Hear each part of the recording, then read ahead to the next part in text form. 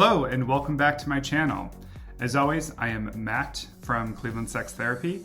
I am a licensed clinical therapist and certified sex therapist. Today, I thought it would be interesting to do a video where I talk about some views that I've adopted over the years and incorporated into my practice with clients that some may consider radical or unpopular.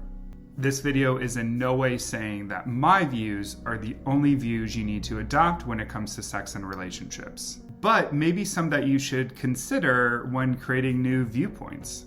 With that being said, let's dive into what I consider to be my top 5 unpopular opinions when it comes to sex and relationships.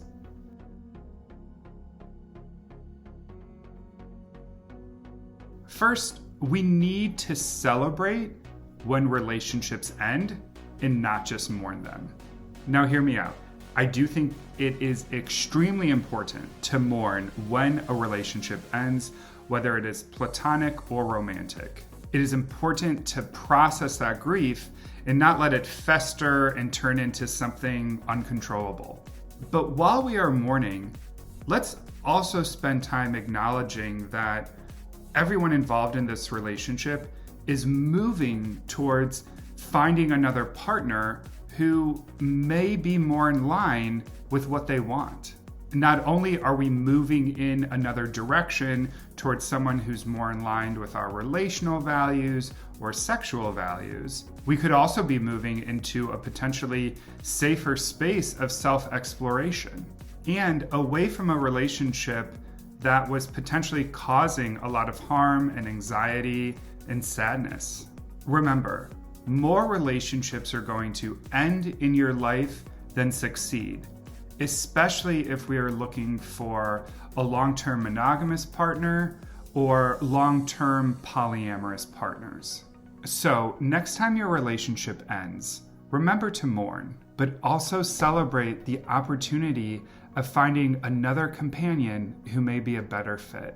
All right, my next unpopular opinion, and I think this is going to be the one where most of you shut off this video: don't give your partner access to your phone 24/7. The main reason this is an unpopular opinion is because the idea of giving ourselves over to someone and giving them all access to our individual lives has been hijacked to be seen as a sign of trust, when in reality, it's a sign of insecurity.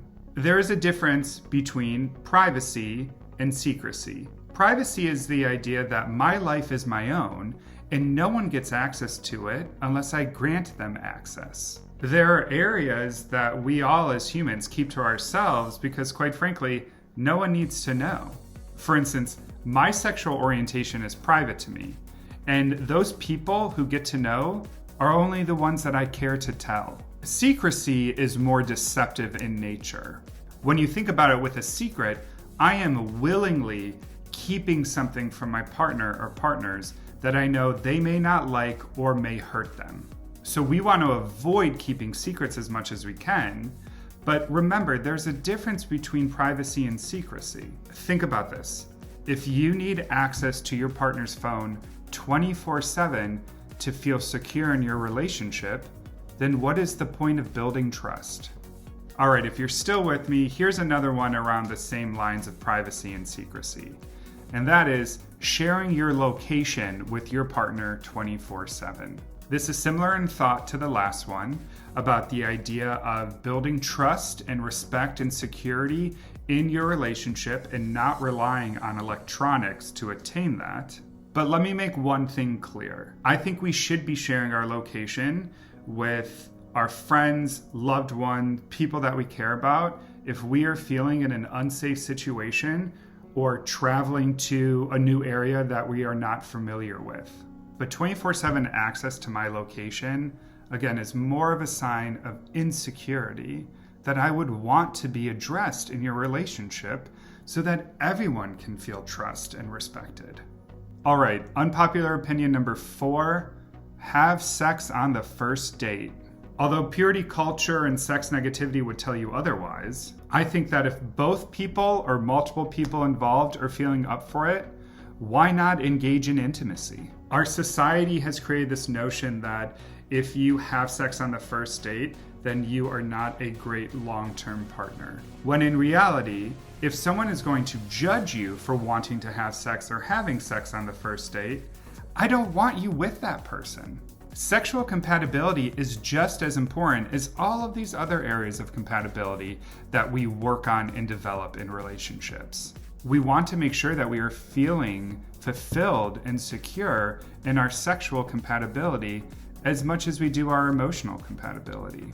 If I am spending a couple weeks or months traveling down this path with somebody and building this emotional connection only to find out that we are not sexually compatible, this is then becoming a more difficult relationship for me to step away from, and I can become another victim of feeling trapped in a relationship. So what I'm saying is, have sex early on in your relationship and prioritize that side of things just as much as you prioritize those more culturally acceptable sides. And my last unpopular opinion would be to talk about past relationships, the good parts and the bad parts. I think it is so crucial that we do not shy away from our past relationships, unless they were extremely damaging and hurtful and caused us to be in a space of real vulnerability and insecurity. Talking about what worked and didn't work allows us to tell our partners about important and intimate chapters in our past. Our partners don't just get the new versions of ourselves that we've created, they get us in our entirety. So if I am sitting with my partner and I'm expressing that what I enjoyed about a past relationship is the quality time that we spent together, I am not saying that I want you to be that person for me. All I am saying is that I'm noting something that made me feel safe, relaxed, and loved.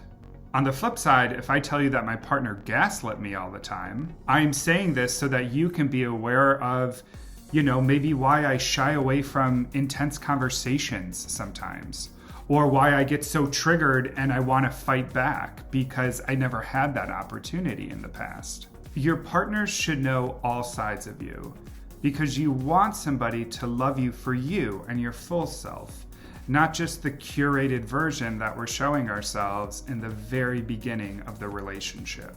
All right, those are my top 5 unpopular opinions.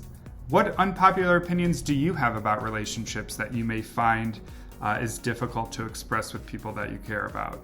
Comment down below and let me know. And please, like this video, subscribe to my channel. Creating this sex positive content is really fulfilling for me, and I love doing it. And knowing that it's reaching some of you just helps me continue on this journey to providing sex education for everyone.